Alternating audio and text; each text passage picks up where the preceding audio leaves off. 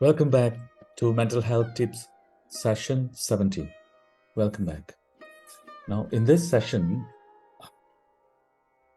I'm going to give you some uncommon wisdom.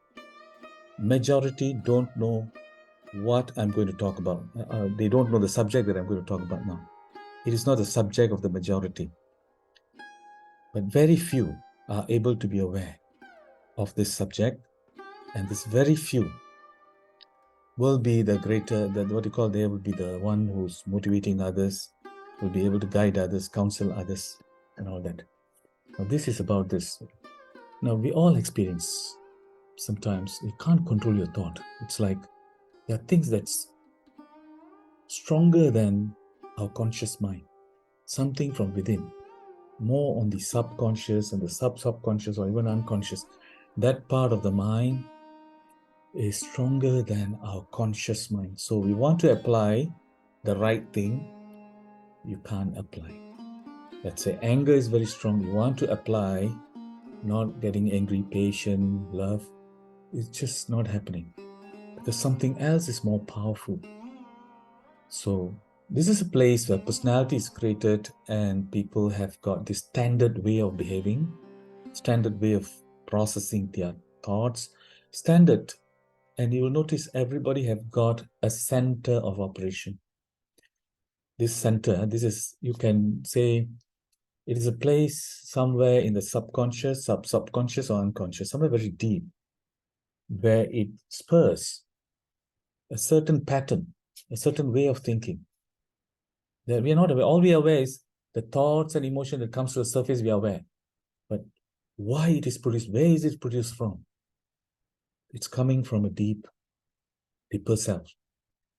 Now, I'm going to give this awareness just for the sake of awareness so that you could see. I'm not talking about having this concept, but you could see why people behave the way they do and why they have difficulty changing their emotion or transforming their personality.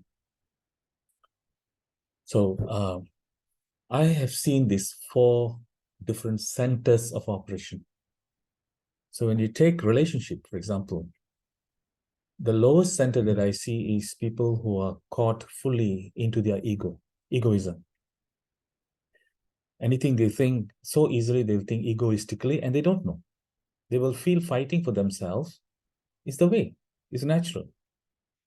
They'll think their own happiness is the most important.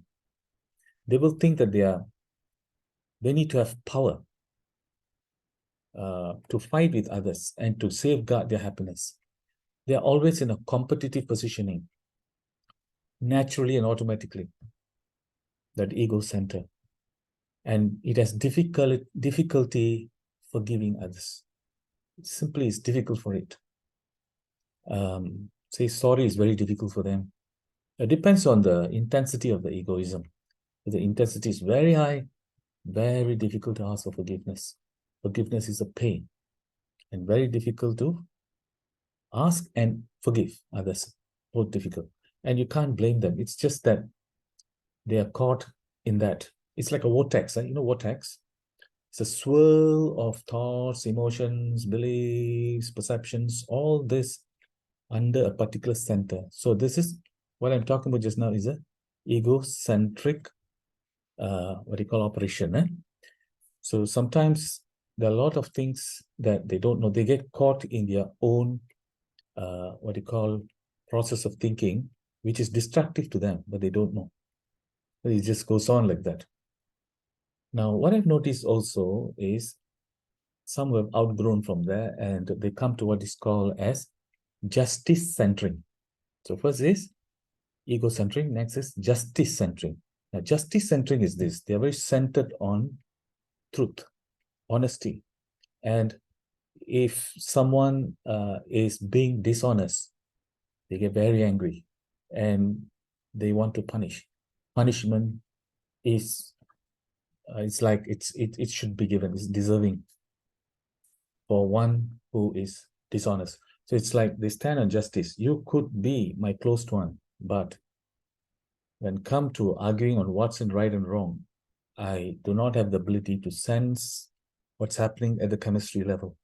I just want to be right, and I don't mind being wrong. It's okay, but as long as I think it's right, I will say it. There's nothing wrong there, it's good, but only thing, they don't have the awareness on how it affects the relationship. So these are justice-centered people. The ego-centered people, they what's important for them is right. Although they are wrong, they want to be right. They need to be right for the sanity of their mind. So they fight to be right. And they don't mind making people wrong in the process. It's not about solving the problem, it's about being right. That becomes a common thing. You find a lot of people like that. More than the solution, they're more interested in being right. Even a little argument on, okay, where should we go for a picnic, a holiday? And you can have difference in opinions, and they can argue over which is better and so on. And at the end, it can go to a point where they are, maybe one of the person or both of them, they're interested to be only right. Whether the best place for the holiday or not is no more important. It's I being right. So it's like they cannot control it. Sometimes you can just see it happening, that it's a centering issue here. The soul, they say the being or the soul is immature. It has not gone through full. So it is caught in that a lot, and it is projecting. It wants to fight for its survival as a happy human being. Then from there, it's willing. The next one is willing to be wrong as long as it's truth. They can say sorry easily. So this justice-centered is people who have a lot of virtues. They can fall under this category, where they are angry with things that's wrong, things that's not right. They can show their anger, and they feel it's right. So justice-centered, I'm not saying it's a good or it's a bad thing. You just need to become aware, because it has its pros and cons. If you look at the other centering, is love centering. Love centering is actually only by being at peace with the person you feel happy. That's the highest. You feel like it's not important that I'm right and you're wrong, but we're all imperfect. And finally, let's come to peace. They want to be in peace. That is why they avoid a lot of negative talks and so on. And these people who are in the love center, they need to always experience that all are okay around them. People whom they love are all okay. But together with that comes sadness. You see, with love, sadness comes in also. You love your children, then you will be very sad if anything happens to them. Sympathy will come together with that love center. So there will be also some kind of stress out of love. But it's better than the other two. It's evolving. Love center. Now, love center, at least, it will prevent you from moving to creating more problems out of a conflict. It will guide you towards solving a conflict more easy, solving a conflict and bring peace. That's the thing for you. Bring peace. That's important. So that's the love. There's a lot of things that I can talk about all this, but I just want to give you a rough, what you call awareness on how actually we are all centering somewhere within us, and that is why we are all different in a way. And the last one actually is enlightenment centering, which I don't see very often. Very few people are centered in that enlightenment center. In the enlightenment center, everything goes towards being free. Everything goes towards acceptance, total acceptance. Everything goes towards watching how everything is evolving towards a higher experience. It's going towards enlightenment. It is going towards discovering the mystery of life and knowing how to attain total peace in any situation. So it is always like it's dealing with itself, not others at all, and finding the peace joy, love from within. So for them, conflict is very easy. They can easily solve conflict like that. So what are the thoughts and beliefs that's projected out of this? You can see the difference. And these are the people who's able to see all the other center and guide them. Now, I've given a rough understanding, but when you are able to see clearly for yourself, it will ring the bell. Why some people feel very comfortable in being negative when things are wrong. I want to hate. It's so difficult not to hate in certain situations. But at the same time, another person in the same situation will be relaxed about it. They can, okay, it's not hatred, okay, it's just a disagreement. So they can shift. Justice-centered people are the one who's difficult to handle sometimes because they've invested all their energy in being right, in doing things right, and not looking at the human chemistry, the vibration. If you are sacrificing peace for being right, is that the right thing? Is that what you want? Is that what we want? From the love center and the enlightenment center, they know that peace is more important than being right.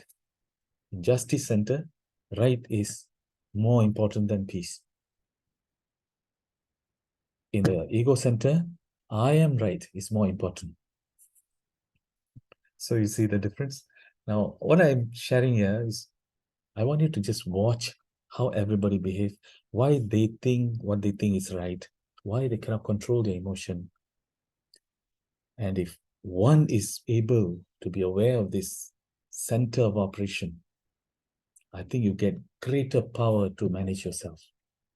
Yeah. So hope you travel through this, become aware of all this first, and soon you'll arrive at love. Just live to love. That means right now, for example, I will tell this, I've simplified my life. I don't care about others' weaknesses. I want to just love. I just want to serve. Love all, serve all. That's the guidance from my guru. Love all, serve all. Life is so simplified. You are shielded from a lot of pain that comes from this human community who are imperfect. You don't go into this game of gossip and talking bad about others. You don't go into that game already. It hurts you if you hurt others. It hurts you first. That's the love center. And soon, I hope you arrive at the enlightenment center. When you arrive there, that's the place where full sanity happens, and the human community will be saved when people move to that center. So wish you all the best. Now, sometimes you will feel that I'm talking this high stuff. Don't worry, just keep it there. Just for awareness only. Yeah. Thank you very much. See you in the next session. Bye.